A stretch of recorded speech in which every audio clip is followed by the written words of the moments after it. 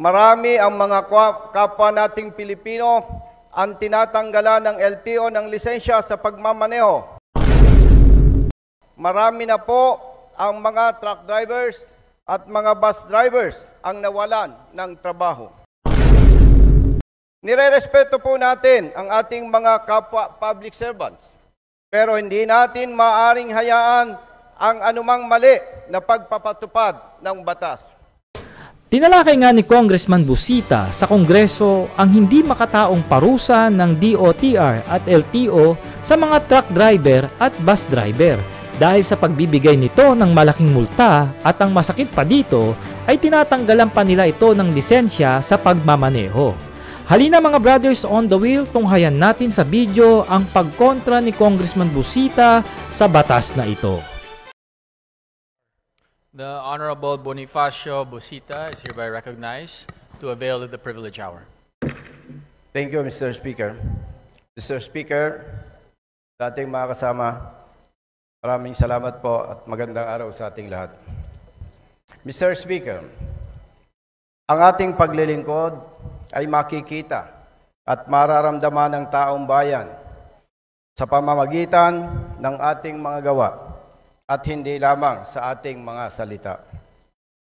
Ang ipapahayag ko po ngayon ay nangangailangan ng agarang pansin at aksyon dahil marami na ang mga nabiktima dito at patuloy pang dumadami ang mga nabibiktima. Marami na po tayong mga batas, magaganda at talaga namang kahanga-hanga ang galing ng mga gumawa nito. Pero marami dito ang hindi na ipapatupad ng tama at nagdudulot ng perwisyo at pabigat sa buhay ng marami nating mga kapwa Pilipino. Mr. Speaker, isa po sa mga ito ang ipinatutupad ng LTO, the Republic Act 10930, an act rationalizing and strengthening the policy regarding driver's license by extending the validity period of driver's licenses and penalizing acts in violation of its issuance and application, amending for those purposes Section 23 of Republic Act 4136 as amended by Batas Pambansa Bilang 398 and Executive Order Number 1011, otherwise known as the Land Transportation and Traffic Code. Mr. Speaker, maganda po ang layunin ng mga authors ng Republic Act 10930 at ito po ay ang mga sumusunod. Una, hangad nila na mabigyan ng 10 taong validity ng lisensya sa pagmamaneho ang mga drivers na hindi magkakaroon ng paglabag sa loob ng 5 taong validity ng kanilang naunang lisensya.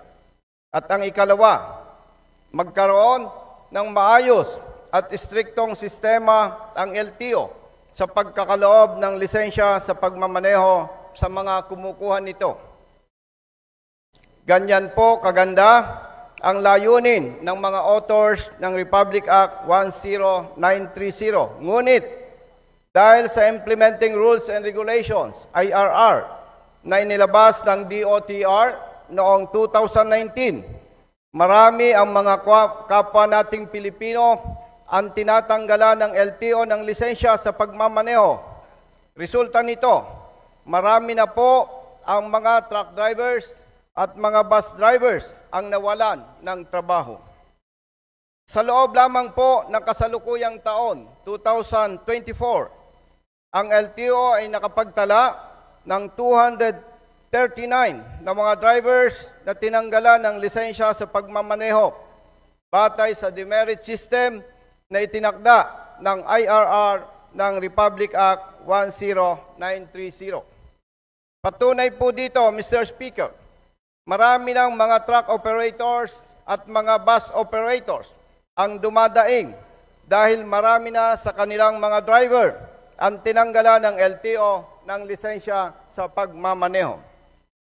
Mr. Speaker, nirerespeto po natin ang ating mga kapwa public servants, pero hindi natin maaring hayaan ang anumang mali na pagpapatupad ng batas.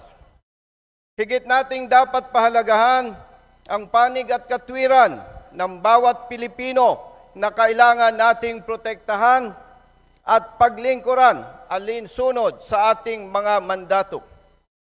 Kailangan po nating gamitin ang ating kapangyarihan na ipinagkaloob sa atin ng batas at ng mga nagluklok sa atin dito sa Kongreso. Kailangan po nating ripasuhin ang ipinatutupad ng LTO na IRR ng Republic Act 10930 base sa mga sumusunod.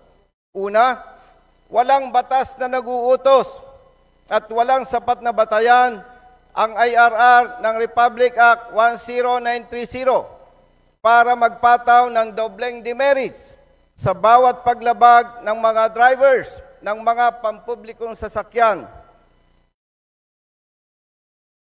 kumpara sa mga demerits na ipinapataw nila sa mga drivers ng mga pribadong sasakyan. Ikalawa, labag po sa ating saligang batas ang pagpapataw ng LTO ng outright revocation ng lisensya ng mga drivers na pinapatawan nila ng 40 demerits. Ito po ay walang due process. Ito po ay walang due process. Ikatlo, sobra po ang parusa na ipinapataw ng LTO sa mga drivers na tinatanggalan nila ng lisensya sa pagmamaneho dahil sila po ay pinagmulta na ng LTO ng malalaking halaga sa bawat violation o paglabag na inakusa sa kanila. Ikaapat, Mr. Speaker, hindi lamang mga drivers na tinatanggalan ng LTO ng lisensya ang kanilang pinaparusahan. Pinaparusahan din po nila ang pamilya ng mga drivers na nawawalan ng hanap buhay dahil dito. Ikalima, napiperwisyo rin po ang mga trucking company at mga bus company na nawawalan ng mga drivers resulta ng ganitong pagpapatupad ng LTO. Ika-anim, Mr. Speaker, sisirain din ng ganitong pagpapatupad ng LTO ang ating ekonomiya kung patuloy ang pagdami ng mga truck drivers at mga bus drivers ang nawawalan ng lisensya sa pagmamaneho. Mr. Speaker, hindi po natin maaring kalimutan na malaki ang ambag ng mga truck drivers at mga bus drivers sa pag-usad ng ekonomiya sa ating bansa. Paulit-ulit at maraming beses na nating napatunayan na maraming kawani ng ating pamahalaan ang kulang ang kaalaman sa tamang pagpapatupad ng batas at mga ordinansa para sa mga motorista. Dahil dito, Mr. Speaker, marami sa ating mga kababayang motorista ang nahuhuli, napapatawan ng malalaking halaga ng multa at napapatawan ng patong-patong na demerits ng LTO kahit na sila po ay tunay na wala namang paglabag.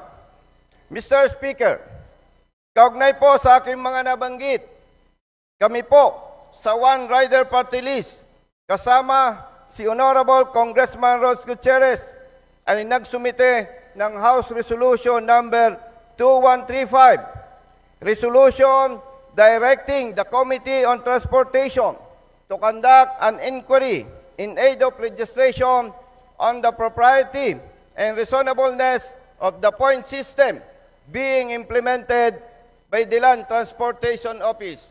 Mr. Speaker, at sa ating mga kasama, maraming salamat po.